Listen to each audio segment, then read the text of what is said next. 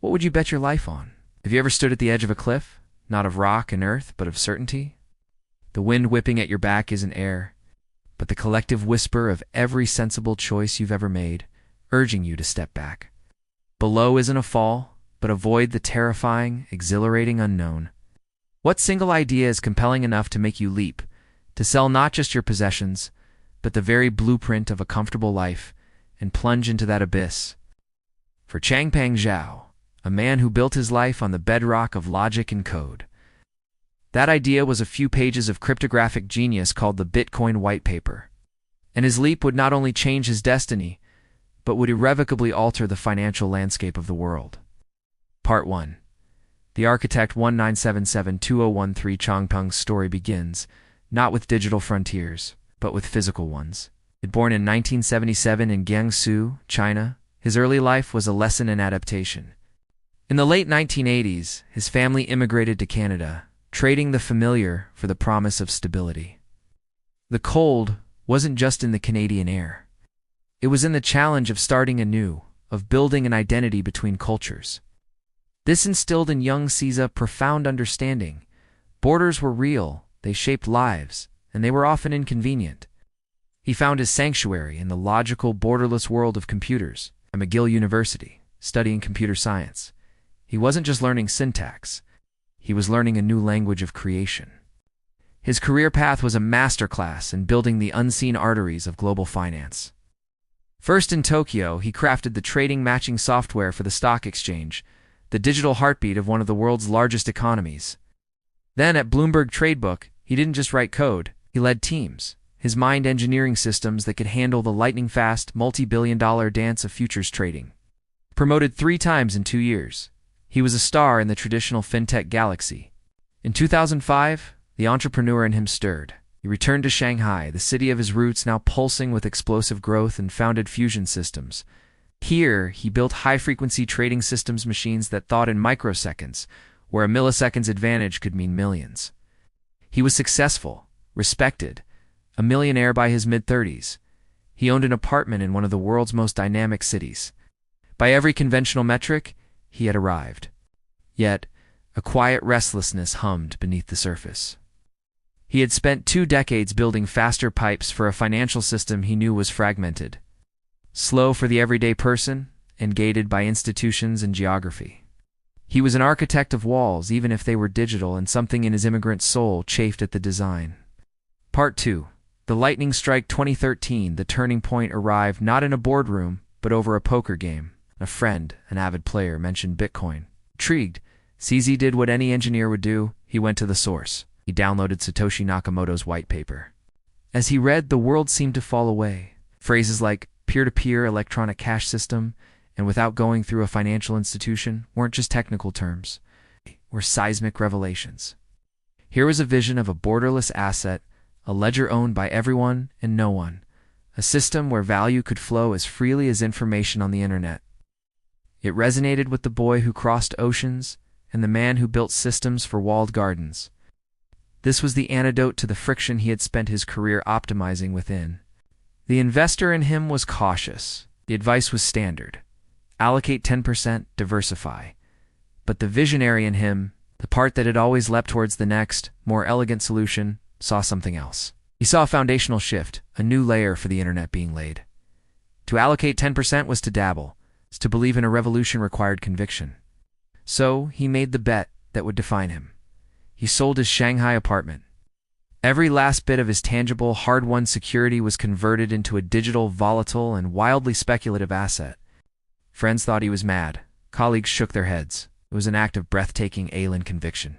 It wasn't just investing in Bitcoin. It was betting his entire career trajectory on blockchain. He immersed himself completely. Joined blockchain.info as CTO, understanding the wallet, the user's gateway to this new world. Then he moved to OKCoin, a major exchange, again as CTO. Here on the front lines, he saw the flaws. The clunky interfaces, the agonizing downtime during volatile swings, the sheer inefficiency of the platforms meant to be the future. He realized his 2 decades of experience building rock-solid, high-speed trading systems for traditional finance had perfectly prepared him for this moment. Not to participate in the crypto ecosystem, but to rebuild its very core. Part 3. The Forge. Building Binance 2017 in the sweltering summer of 2017. From a cramped office in Shanghai, CZ and a small, fervent team began to forge Binance. The vision was simple, yet audacious: to create the exchange he wished existed. It must be fast-handling volume that would crush competitors. It must be intuitive, welcoming to newcomers, not just crypto natives. It must be secure, a fortress in the often lawless digital frontier. And above all, it must be for everyone, anywhere. They launched their initial coin offering ICO, a daring move to fund this dream. The crypto community, sensing something different, rallied. In minutes, they raised $15 million. The fuel was in the tank.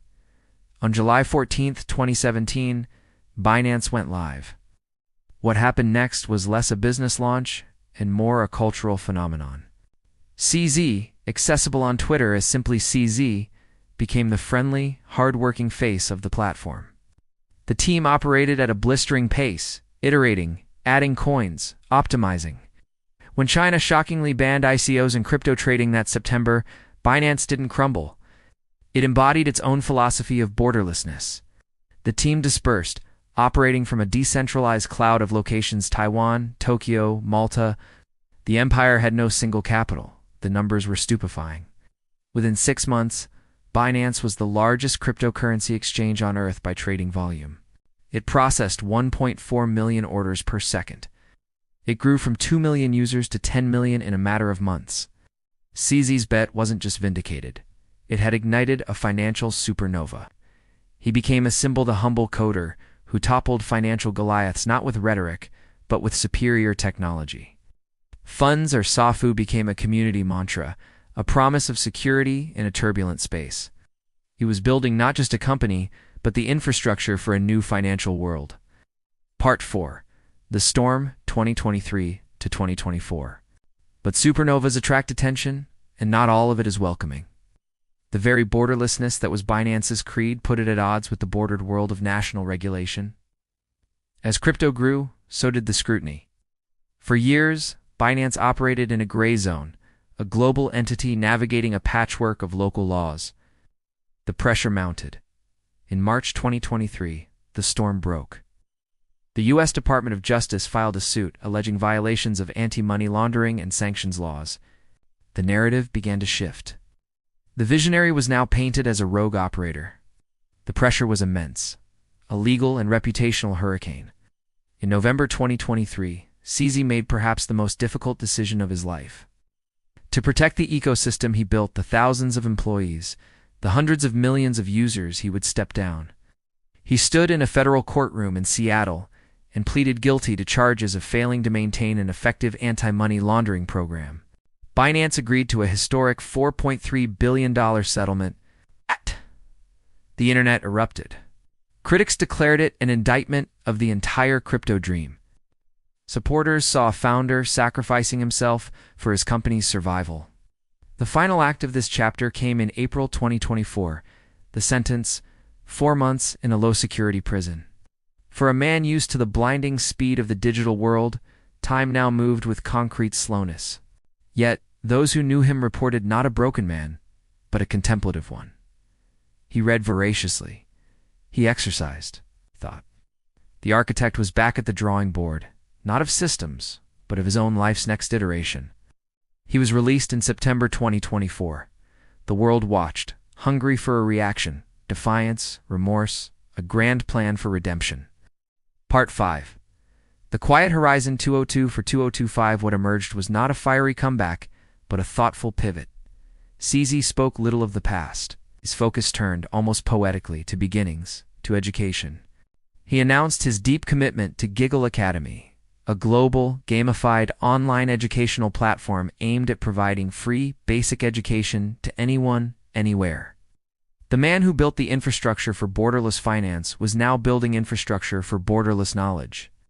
He also spoke of passive investments in the frontiers of human potential, artificial intelligence, and biotechnology. Not as a CEO, but as a believer, funding the next generation of dreamers and builders.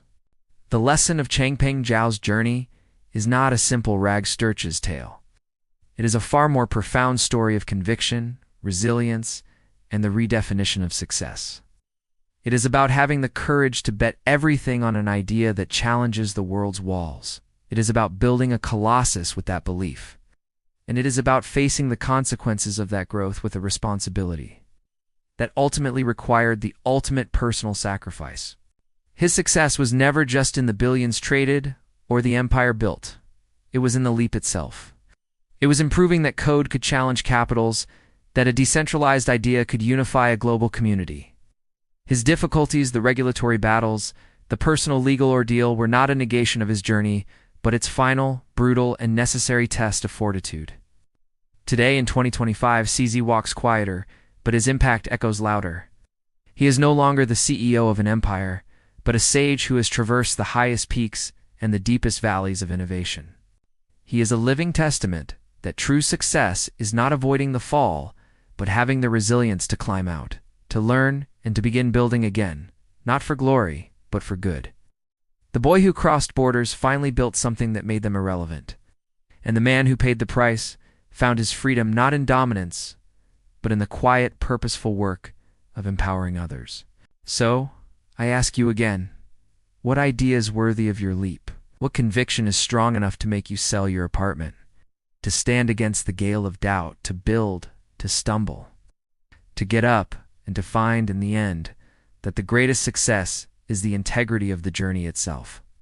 The story of CZ reminds us that the future is built not by those who play it safe, but by those brave enough to bet on a new world and resilient enough to help build it no matter the cost.